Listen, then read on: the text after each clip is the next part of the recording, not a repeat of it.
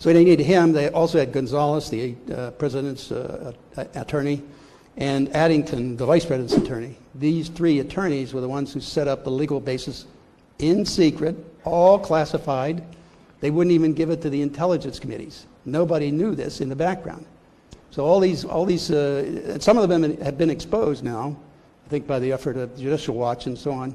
They've gotten some of them out, but they don't have all of them. But it was all done basically in secret as a justification as to how they could do this bulk acquisition of data. And so that was their background, and it was all secret. Even Hayden, the director of NSA, had trouble getting copies of it because, again, they didn't want to release it or have the chance that it might be leaked. So that was the way it started, and from there on, Hayden, of course, this fit into Hayden's plan too. He wanted to build an empire, get more money in a budget, be a bigger bureaucrat, I say, at the expense of our rights. So that started the programs for upstream, and then some of the other programs to do the tapping unilaterally. The upstream program started with, and this is the, oops, are we up there? Okay. Okay, that's the one, yeah. It started with the AT&T, which is the closest telecom to NSA. They've been cooperating for a number of years. This, by the way, overlays the 1960s microwave network for AT&T. It's direct overlay. So not only do I know all of the locations, but I also know all the addresses of the buildings they're doing this in. And I gave it to one of your professors up here in Ottawa or something. I think he was in the University of Ottawa. He published this in his all the addresses. The U.S. government would not. In fact, I gave all those locations to Laura Poitras, who was connected with the New York Times, and she gave it to the New York Times, and they said, we can't publish this.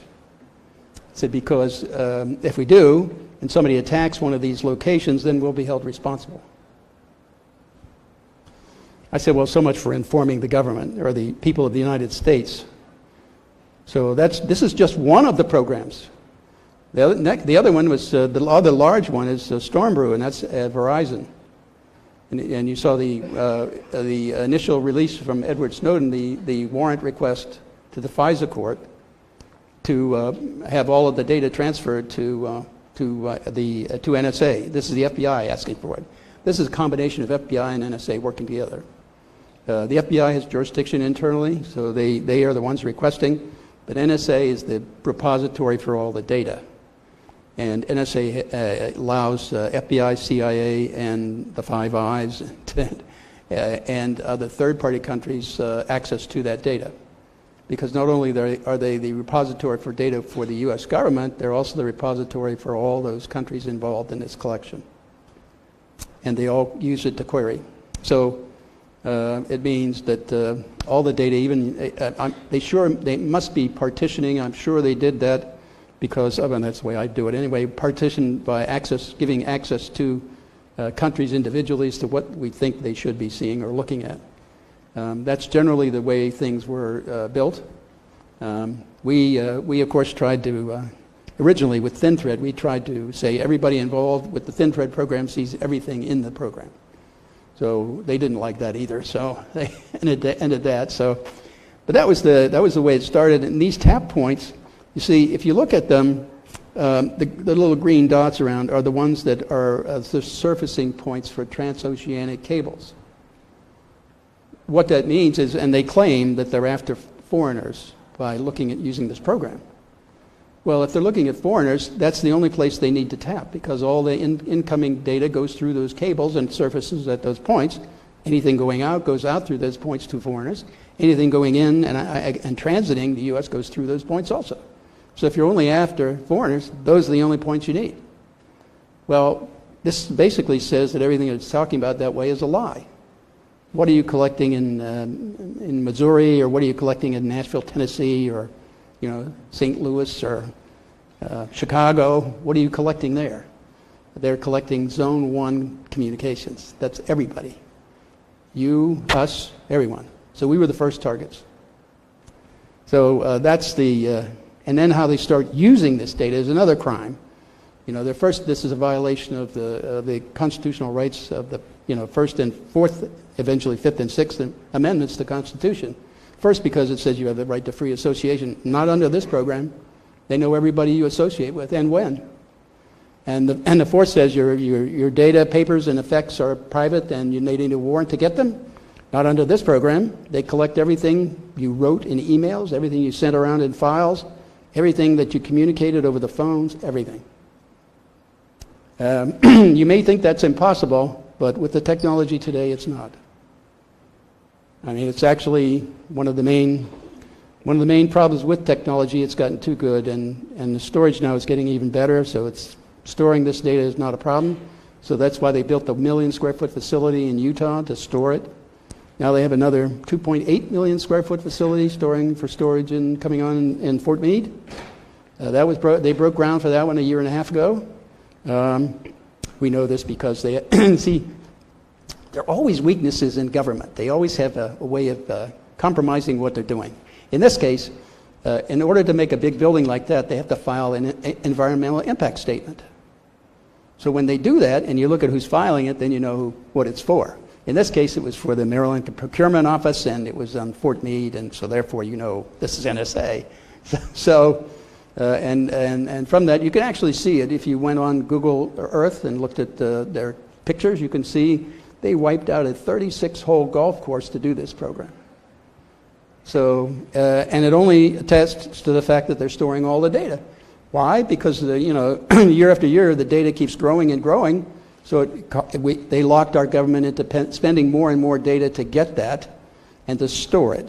So that means you have to keep building larger and larger storage facilities. So that's the reason they did that. And then they keep they don't control the access of the FBI or the Drug Enforcement Administration or certain other CIA or GCHQ. Or even the Five Eyes, the rest of the Five Eyes. So, and then they use the data in the U.S. They use it to arrest people. And these are the rules this was compromised and produced by Reuters after they, you notice a very small print down at the bottom. It's law enforcement sensitive. That's the classification for the law enforcement area of the U.S. These are the rules for the SOD, Special Operations Division of the Drug Enforcement Administration, to using the NSA data to arrest people and then to take them into criminal court.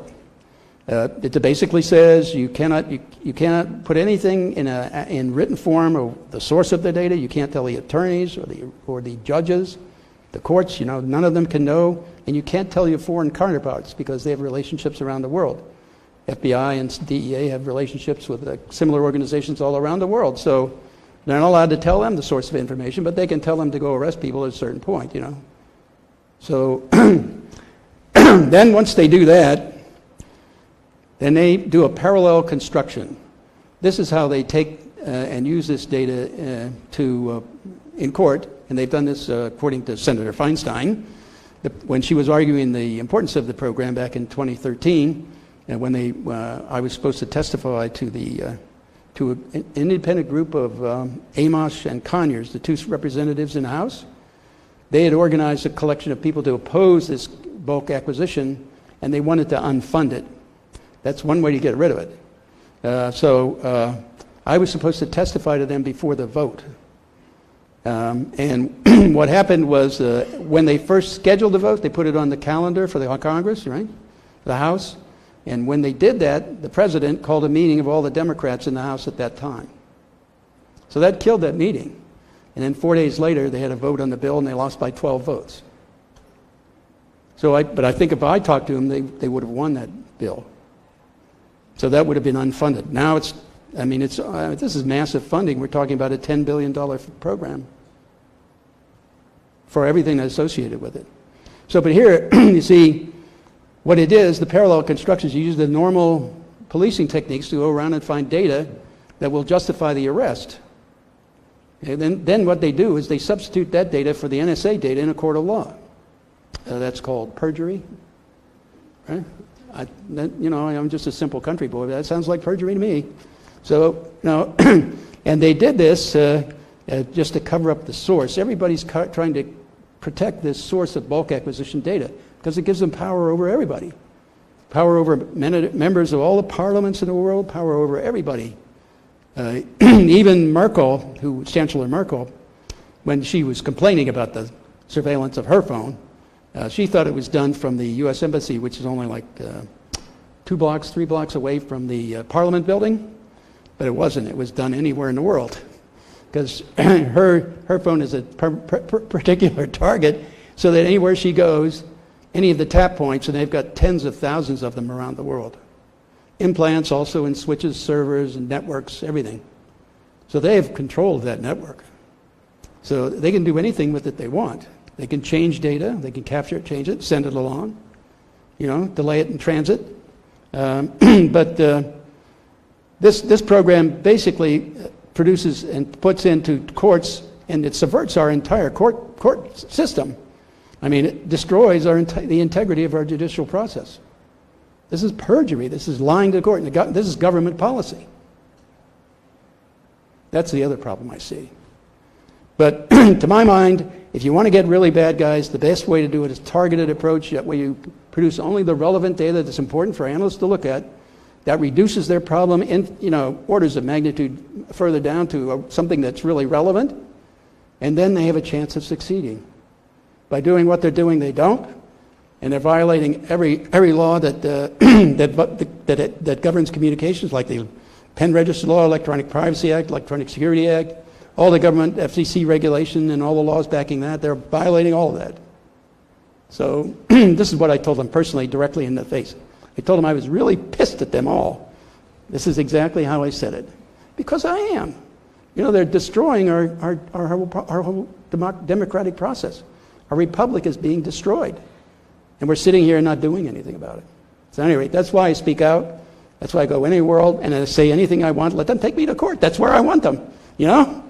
So that's my story. I didn't get into the FBI because they're just so deep into it. It's not funny. And you can see some of the recent exposures of some of the emails that were written and all that, showing all the corruption and violations of law in the FBI and the DOJ.